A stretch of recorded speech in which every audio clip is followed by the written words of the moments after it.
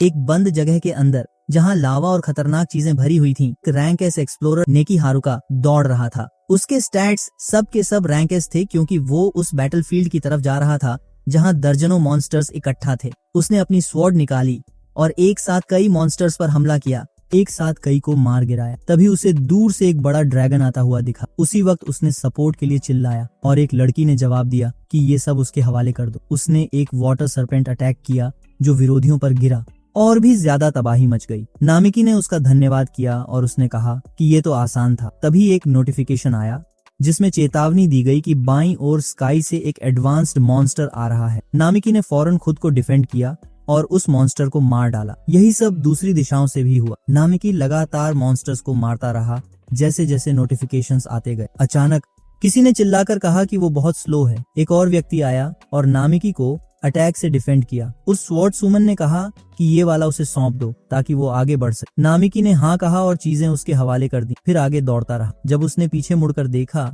तो नेकी को याद आया कि वो उस औरत की एडमायर करता था और उसी की वजह से उसने एक्सप्लोरर बनने का फैसला किया था। अब जो दुनिया वो देख रहा था वो थी डंजन स्ट्रीट। जब से वो समझदार हुआ था उसके आसपास कई एडल्ट्स थे जो एक्सप्लोरर्स कहलाते थे। ये सिटी रोजाना इन एक्सप्लोरर्स की वजह से ही चल रही थी। एक्सप्लोरर्स को जबरदस्त मॉन्स्टर्स और रास्ते में बिछे ट्रैप्स का सामना करना पड़ता था। डंजन को एक्सप्लोर करते हुए वे साथ मिलते। एक्सप्लोरर्स को डायरेक्टली एक्सप्लोरर एसोसिएशन से रिक्वेस्ट्स मिलती थीं। डंजन के अंदर मॉन्स्टर्स को सब्जुगेट करना, वहां से मिलने वाले आइटम्स को इकट्ठा करना और ट्रेड करना, डंजन मैप्स बनाना भी अलाउ था। अगर एक्सप्लोरर रैंक्स जो एसोसिएशन से सर्टिफाइड होते हैं बढ़ जाते तो फेम और वेल्थ हासिल करना कोई सपना नहीं होता। और इसी तरह हम कहानी में एंटर करते हैं डंजन के पहले फ्लोर में। उस वक्त नामिकी एक बिगिनर एक्सप्लोरर था। एक्सप्लोरर रैंक बढ़ाने के लिए जरूरी था कि कोई बड़ा कंट्रीब्यूशन दिखाया जाए। सबसे ऊपर हाई स्टैट्स भी चाहिए होते। मॉन्स्टर्स को हराना उसे लेवल अप करने देता। उस समय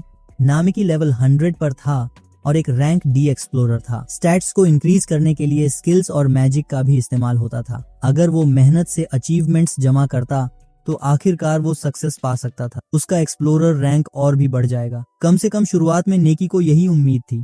जनरली उसके स्टैट्स रैंक डी थे और वो वाटर एलिमेंट पर फोकस करता था। इस वक्त नामिकी को लग रहा था कि वो खुद पर अफसोस कर रहा है और वो अपना टाइम वेस्ट नहीं कर सकता था। उसने आगे बढ़ने का फैसला किया ताकि अपना काम जारी रख सके और अपनी स्पेशल स्किल यूज की, कैलिब्रेशन एंड मेजरमेंट। इस स्किल से वो अपने चारों तरफ 30 मीटर के रेडियस में स्कैन कर सकता था। जियोलॉजी नॉर्मल थी और उसके आसपास की स्ट्रक्चर भी ठीक ठाक थी। Magical power content medium range में थी। नेकी ने नोटिस किया कि कुछ जगहें जरूरत से ज्यादा कमजोर लग रही थीं।